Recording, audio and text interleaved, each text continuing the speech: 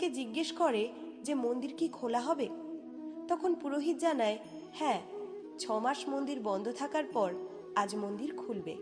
তখন ভক্ত জানায় যে সে তো আগের দিনই সেই পুরোহিতের কাছে শুনেছে যে 6 মাস পরে মন্দির খুলবে, তাহলে একদিনে 6 মাস হয় কি করে? পুরোহিত তাকে প্রথমে চিনতে না পারলেও এইবার তাকে চিনতে পারে এবং 6 মাস আগের ঘটনা মনে পড়ে তার। তখন তিনি ভক্তটির কাছে আগের দিন রাতের ঘটনা জানতে চান। ভক্ত তখন সব ঘটনা খুলে বলে।